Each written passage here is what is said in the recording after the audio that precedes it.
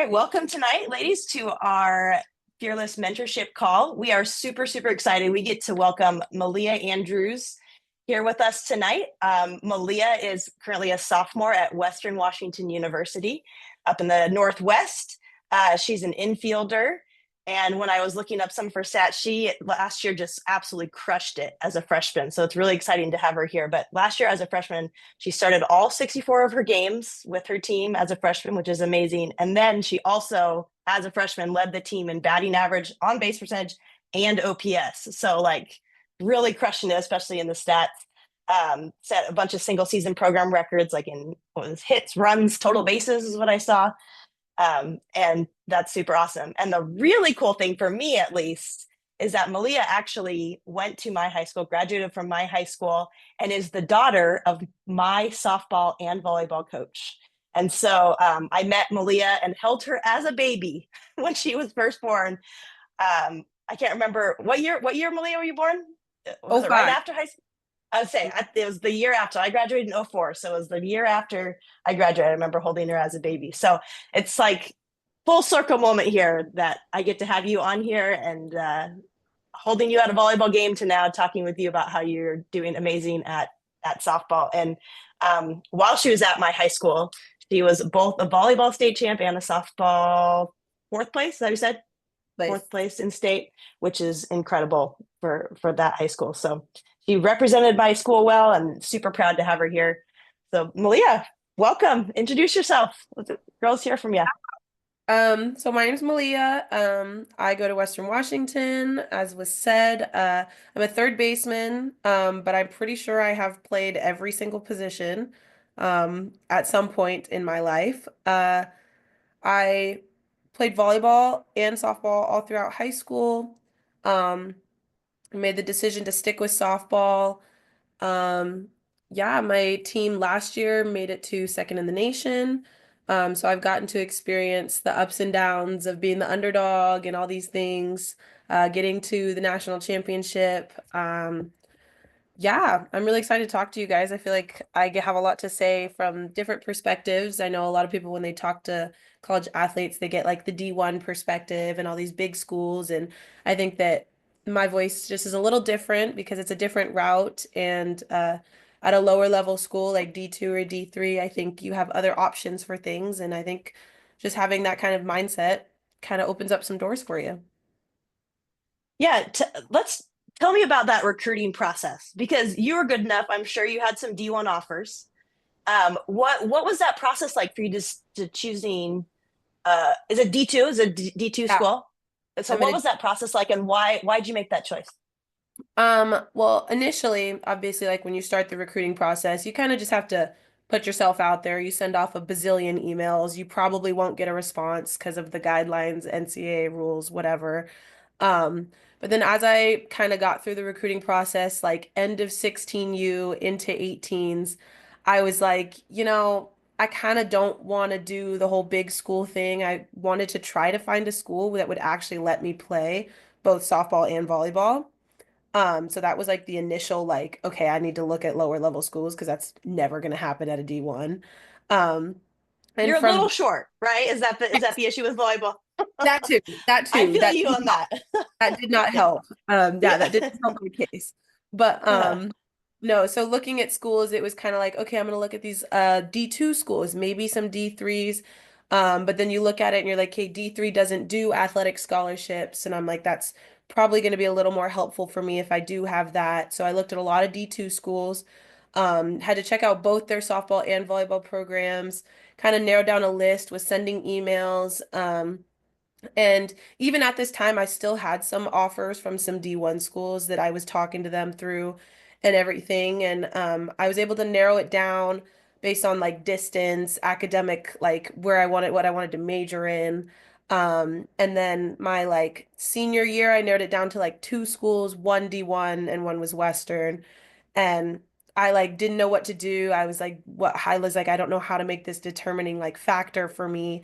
And I went to a hitting lesson with my hitting coach, and I was like, "Hey, you talk to a lot of softball girls. Like, what are you thinking for me?" And he kept it simple, kept it straight.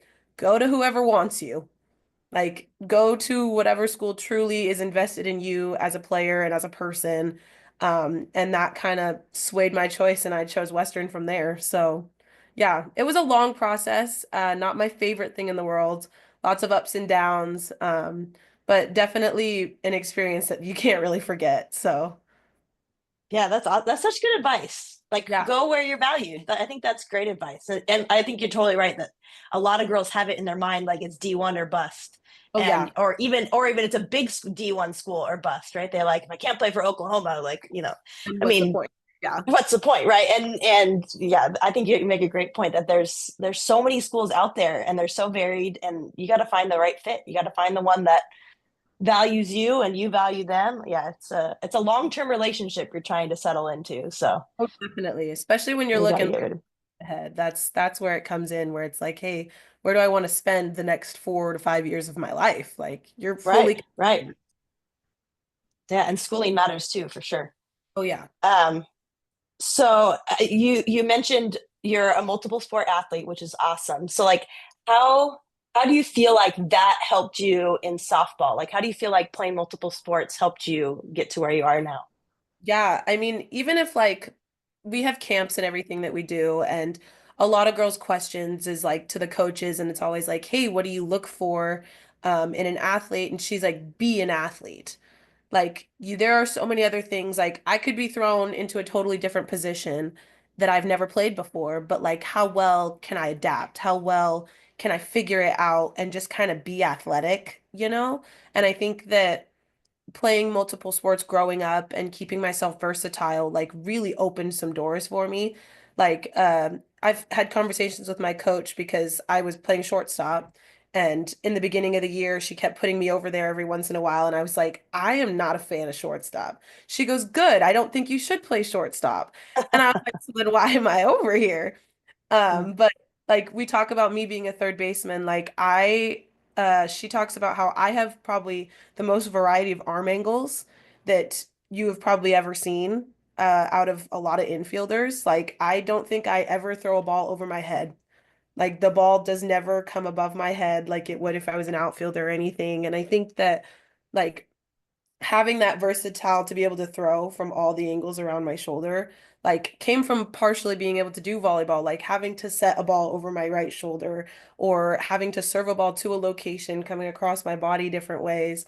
I think that there's so many different things you can pick up from other sports that you don't realize will be helpful in the sport that you are playing until like it kind of just shows up out of nowhere, you know?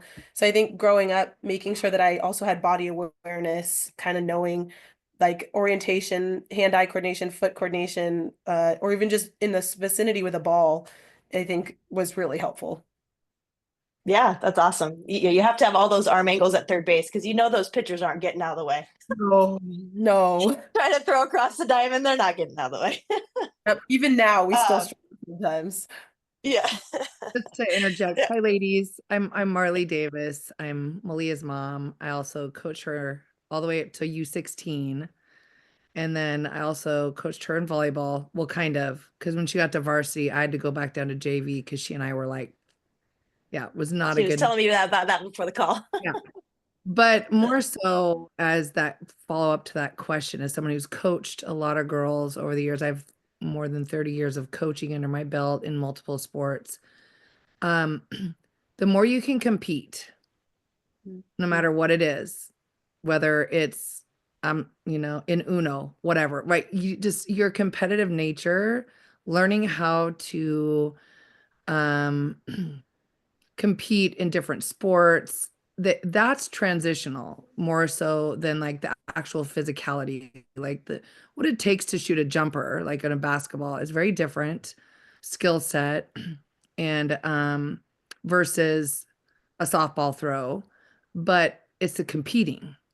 And so the more sports you can play, um, it also works between your ears to be allow you to not make a really big issue out of a competitive moment. And instead you just compete and you trust your training and you go about your way.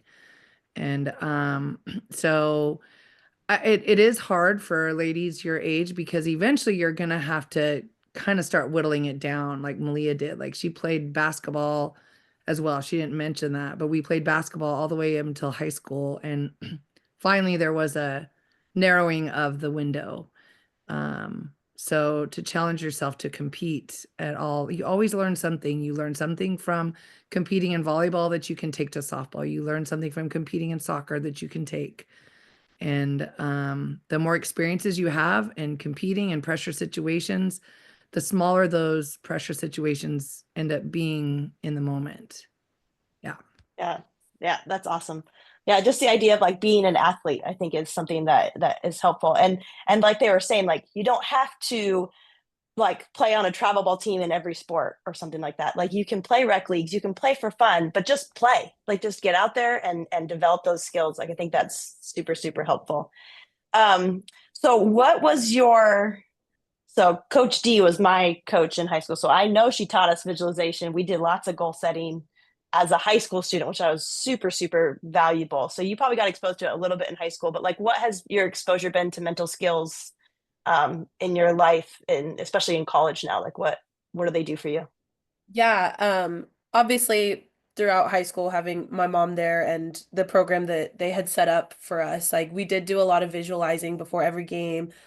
We had team goals, individual goals, like we were writing these things down. And then as we got into college, I think that things kind of shift a little bit, not necessarily as like okay, like we still set goals for the year, we still set goals for ourselves individually, but we also have to look at more of the mental health side of things because like this does become a full-time job. Like you are on the field every single day. You're in the weight room 2 to 3 times a week on top of practice. You still have to do school. You have to do well in school.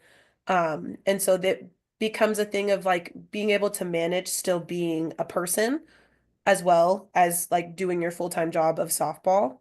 So like at the beginning of the year, we get these notebooks, we get these journals, and almost every week, I think we go through like whether it's like leadership questions or mindset questions. And sometimes we share with teammates, and sometimes it's a little more personal, so we don't have to.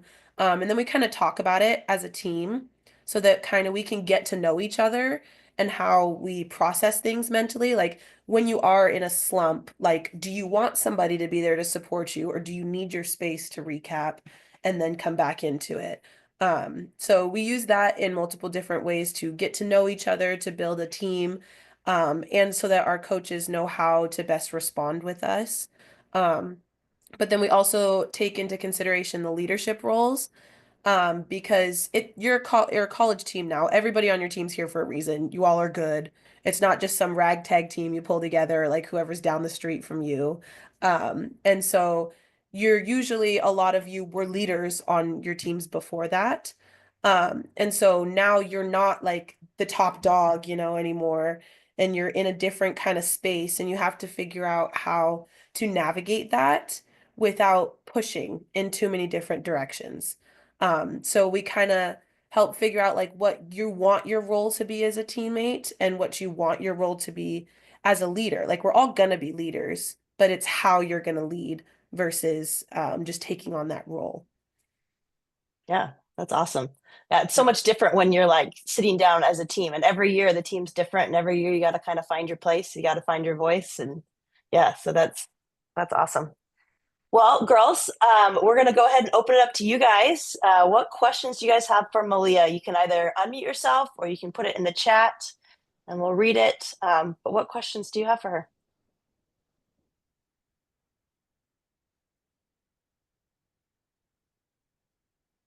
It can be softball related or not, school related, literally We anything. we usually get food questions. Oh, We get food questions like what's a really popular one is what's your pregame meal? So let's start with that one. What's your wow. pregame favorite pregame snack? Okay, pregame. Okay, so for us, because we have to be at the field super early, and sometimes even earlier to like untarp because we are Washington school, it rains all the time. Um, Me and my roommate, at least, we both go to this little coffee stand called Cool Beans. Um, we get ourselves a little drink called a Lotus. And then we also get bagel breakfast sandwiches with sausage, egg, cheese, and since we play double headers, so every game, every Friday, Saturday, we play 2 games back to back. We pack snack bags, and those for me are usually whatever I can find in my fridge during that week. If I go to the grocery store, great. If not, oh well. Yeah. Awesome. So a couple in the chat here. One, where are you from? So maybe they want more specifics, or maybe they missed that at the beginning. Either way, so I grew up in Shoreline, Washington, and I went to high school, Bothell High School in Washington. So mostly northern Washington Seattle, State. Washington State, yes, not Washington, Yes, D.C. I forget right. that sometimes. I know. Um, yeah, no, we are Washington State. Yeah, and I'm still in Washington, so Western Washington, Bellingham, But just for. what I would say about Bellingham. I couldn't remember what city it was. Bellingham. So it's north of Seattle. Mhm. All right. What's your favorite mental skill? Hmm. Let's see. I think one thing that I've really liked that my team does, we do note cards before every game. And what that is your intention or like mindset for that game or that day. And I like to use them personally as a way to kind of set mini goals for that game. So I write an offensive thing and a defensive thing. And just like in our last games, my offensive one was to stay through the ball, and my defensive one was we love slap D. Um, and I think that is one of my favorite things because it narrows things down for that game. And you don't have to look at like the big picture of like, oh, I have to be perfect. I have to do this. I have to get on base. I have to hit the ball. It just is finding little successes throughout the game that you're like looking towards. Um, I did like visualizing a lot when I was in high school, more so for volleyball than I did for softball. But I think the note cards for softball have become one of my favorite things that we do. That's awesome. All right, we'll pause the chat for a second. We got a couple people with hands up. Andy, I saw your hand up first. Do you want to unmute, ask your question? How do you handle hitting slumps? That's actually a good question. So I wouldn't say it was a full slump. I was in a partial slump about 2 weeks ago. We weren't playing any games at the time, and I was just in practice. We were doing front toss, we were doing semi-live, and I could not square up a ball. Couldn't do it for the life of me. I thought I was losing my mind. Like I was like, well, I don't know why nothing's working. Like I've tried every adjustment possible. And when I get into situations like that, I really try to use my team and my coaches as a resource. Like me and one of my teammates, we have similar like adjustments to make when we're hitting. And so like I'll talk to her and I'll be like, okay, I'm gonna go up here, I'm gonna do this, and I'm gonna make this adjustment, and I want you to tell me if you see anything else, or I'll just go to my coach and I'll be like, hey, something's not right. Like I like to talk through like what's going on in my head because if I keep it to myself, I tend to scramble it up even more. Um, but in other situations, I like to just take a step back. And I will go to hitting practice sometimes, and usually a coach would be like, okay, you get like 5 to 6 good swings. If I feel good with 3, I'm out of the cage. Like, I don't want to keep going if I feel good about it, you know? So if like you're in sort of a slump, but then you're kind of making your way back, like once you feel good, leave it alone. Because if you keep swinging and then you have 2 more bad swings and then it gets worse and you're like, oh, I need to do more, I need to do more, then you kind of just are building things up. When in reality, if you're good, leave it alone. Don't change it, leave it where it is. That's awesome. Sophia, what's your question? So you talked about how your mom was your coach, and so like my dad coaches me. So how did you separate like parent from coach? That is an awesome question, Sophia. Great question. Very good question. Me and my mom, I would say, are very, very close. I think that I was able to early on utilize my mom as my coach, but then also be able to step back and go home and have her be my mom. It was more so of like a, hey, at the door, like you're done being my coach, you're done being a player, now we're mother and daughter. Because like sometimes we would talk things through in the car rides or like after games, which is fine, because you're still kind of in that mindset and that setting. But it was like when we got home, like it's like, nope, I need you to be my mom now. Like, or I'd be like, hey, can you be my mom for a minute? And like I would just rant and I would just talk about what I'm feeling and how things are going. And then she would give me my mom perspective, and then she could also be like, hey, like as a coach, I would say this. So kind of building that relationship, I think that me and my mom did that very early on. Mom, you can add to this too if you want, but like we kind of figured it out as we were going, but we were really close no matter what. So what I did say as her daughter and what I said as a player, she could kind of interpret in two different ways, if that helps. Yeah, Coach D. Yeah, to elaborate on it, it's a delicate dance, right? And I knew um as a parent, we all know what triggers your child, right? So I tried really hard to in our conversations to not trigger because I wanted her to be very thoughtful about the conversation we were having. And I remember one time like so I love my husband, Maleah's dad, but he cannot separate the two. He can't be dad and coach. He just and so we actually had to sit down one time. We had to sit down. And so I encourage you ladies, like at some point, it's hard. Find your supports. And we sat down with Dad Drew and we just said, you can't do this anymore. Right. Yelling on the field at her because your parents, you know, ladies, the only voice you hear sometime is only your parents, right?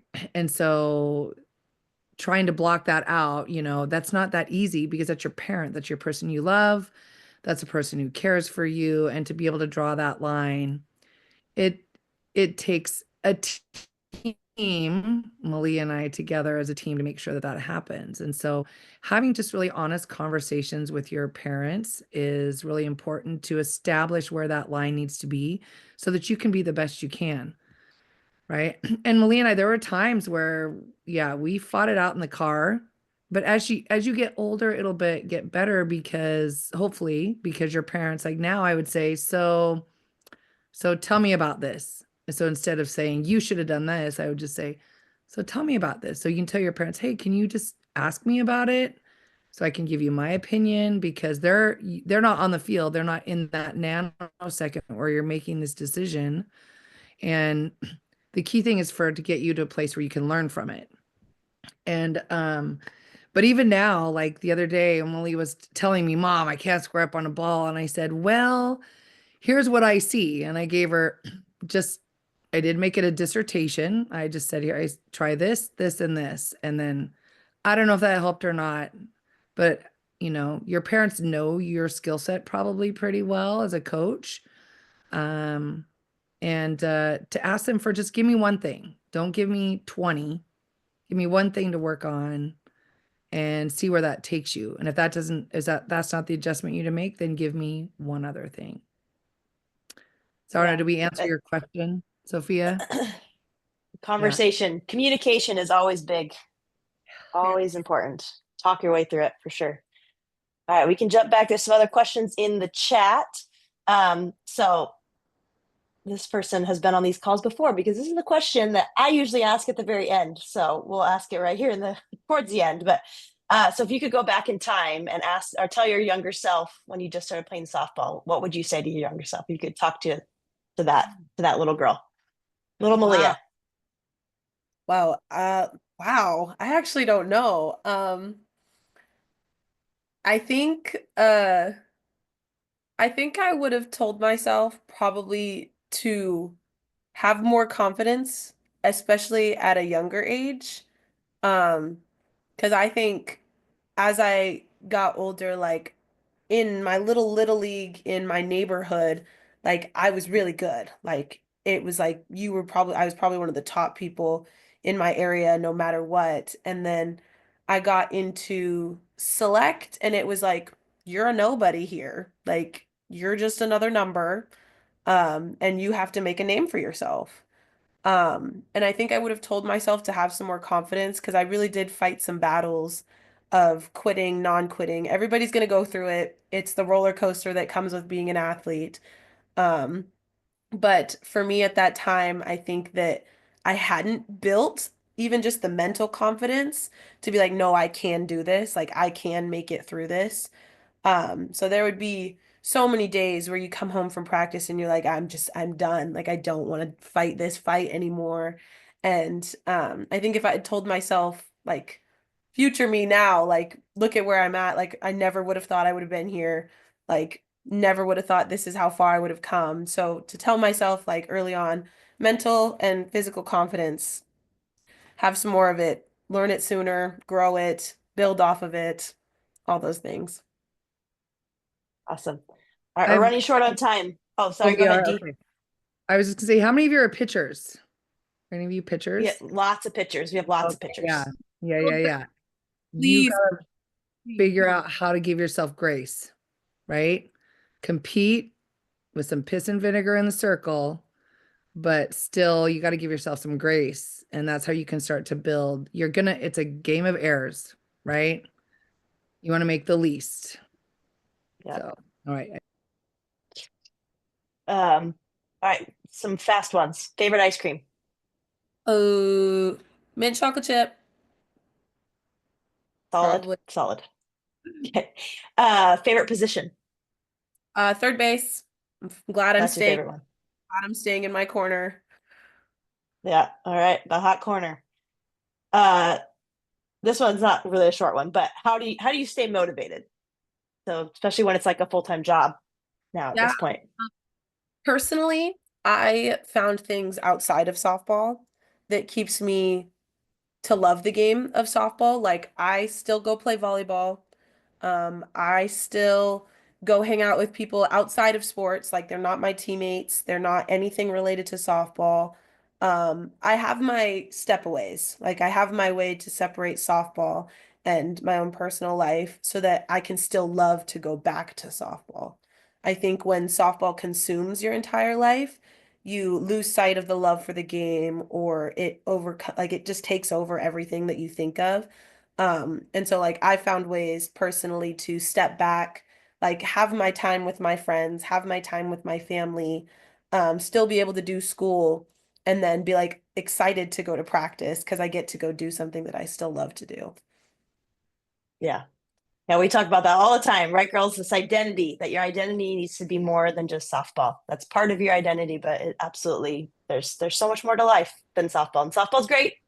Lots Yes. of joy, lots of great experiences, but it's just one part of who you are. So I think that's awesome.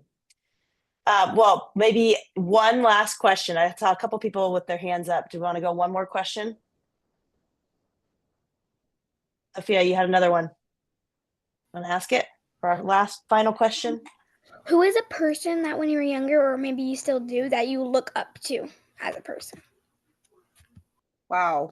Um, I think I was a little bit of an anomaly when it came to this kind of a question. I did not keep up with college softball growing up. I barely knew who anybody was playing. I didn't have somebody that I was like, yeah, I want to be like them. Like, I want to play in this stage. I want to be like them when I grow up. Like, I never really had that. Um, but I think I would probably like if I was gonna answer, I would have to say my mom. Simply because of how much like I related to her, I think. And I think I had that connection with my mom so early on that she was the person that I was like, she works so hard, like she does all this on a regular basis. She's my mom, she's my coach, she's everybody else's coach. And I just kind of saw myself in her, and I think it was really hard for me to connect to other college athletes because it's like, yeah, they're doing well, but like I don't know them. You know, I don't know their life story. I don't know like where they came from, how they got to where they are. And I think that was something that like you could ask a lot of other people and they'll be like, oh yeah, Sis Bates or Sammy Reynolds, like all these people that like I barely know anybody's names of, I'm gonna be completely honest. So I think that finding ways to connect to people is a better way than just having this idolized picture of somebody. That's awesome. Your mom's that for me too. I still got your voice in my head, Coach D. I still hear her every time. Every time I mess up, I hear your voice. So, all right. Well, thank you so much, Maleah. This has been awesome. Thank you for coming. Thank you for sharing all of your experiences and your stories. Thank you, ladies, for all being here tonight. I hope this was helpful. Yeah, we'll go ahead and